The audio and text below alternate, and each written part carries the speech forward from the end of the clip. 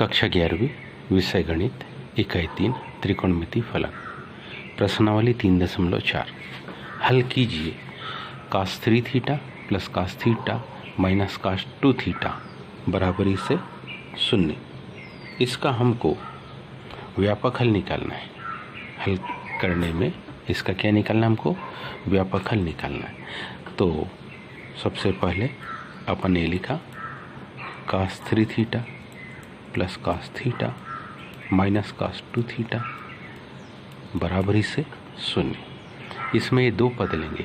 इन दो पद के लिए जिन फार्मूलों की हमको आवश्यकता पड़ेगी उन फार्मूलों को हम लिख रहे हैं। तो फार्मूला हमारे पास है cos c plus cos d का फार्मूला क्या कहता है, ये 2 cos c plus d by 2 into cos c minus d by 2। यहाँ पर c हमारे पास 3 थीटा है, d हमारे पास थीटा है।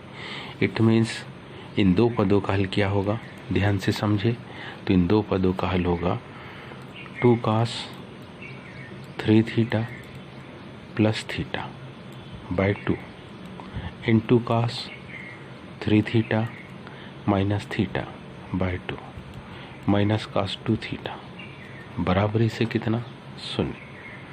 जब 3 में 1 जोड़ देते तो 4 में 2 का भाग देंगे तो 2 गुणित 3 में से 1 को घटाएंगे तो 2 में 2 का भाग देंगे तो 1 माइनस cos 2 थीटा बराबरी से कितना, 0। दोनों पदों में cos 2 थीटा कॉमन है। दोनों पदों से cos 2 थीटा को कॉमन निकालें तो पहले में क्या बचेगा, 2 cos थीटा। यहाँ कुछ नहीं बचा, मतलब 1 बराबरी से 0। cos 2 थीटा को कॉमन निकाला तो उसका गुणांक 1 बचा। अब यदि हम पहली कंडीशन ले, पहली कौन सी कंडीशन, कि यदि cos 2 थीटा, यदि हम पहली कंडीशन क्या ले ले, cos 2 थीटा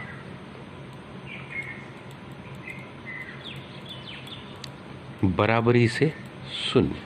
यदि cos 2 थीटा को 0 के बराबर लिखते हैं तो हम में से सब जानते हैं इसका एक फार्मूला होता है। वो फार्मूले के आधार पर ये क्या बन जाएगा, ये बन जाएगा 2x equal to 2n plus 1 pi by 2। अगली स्टेप में ये 2 दाहिनी तरफ जाएगा तो पाई बाय 2 की जगह क्या हो जाएगा, पाई बाय 4। इट मीन्स क्या हो जाएगा, ये हो जाएगा थीटा बराबरी से क्या, 2n प्लस 1 पाई बाय 4। यदि इस पहली के बजाय इस दूसरी कंडीशन को 0 मानते, 2 cos थीटा माइनस 1, इसको 0 मानते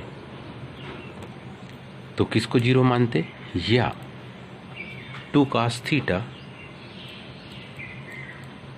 माइनस 1 को यदि हम 0 के इक्वल मानते, it means 2 cos theta equal to 1 by 2। और 1 बाय 2 की वैल्यू हम जानते हैं, क्या जानते हैं, क्योंकि cos कितने, पाई बाय 3 की वैल्यू होती है 1 बाय 2। इसका मतलब ये हुआ कि 2 cos थीटा, 2 हट जाएगा, cos थीटा इक्वल टू क्या आ गया, cos पाई बाय 3। ऐसी कंडीशन में फार्मूले से हम इसको लिखते theta equal to 2n pi plus minus pi by 3। काफ़ी सरल, काफ़ी आसान सा प्रश्न है। उम्मीद है सभी को समझ में आया होगा। कुछ इसके बेसिक फार्मूले हैं जिनको आपको याद रखना चाहिए, क्योंकि यहाँ पर इनकी आवश्यकता पड़ने वाली है। यहाँ जिन फार्मूलों का हमने उपयोग किया उसमें पहला फार्मूला था कि यदि cos थीटा किसके बराबर हो जाए, 0 के बराबर हो जाए, तो ऐसी कंडीशन में इस फार्मूले का उपयोग किया था कि थीटा इक्वल टू हम लिखेंगे क्या, तो हमारे पास मान होगा 2n प्लस 1 पाई बाय 2। इसी में हमने सेकंड फार्मूला लिखा था। इस सेकंड फार्मूले को भी ध्यान से देखिए। यदि cos थीटा cos अल्फा के बराबर हो यदि कास थीटा कास अल्फा के बराबर हो तो ऐसी कंडीशन में थीटा बराबरी से हम क्या लिखते, तो थीटा बराबरी से हम लिखते 2n पाई, थीटा बराबरी से हम लिखते 2n पाई प्लस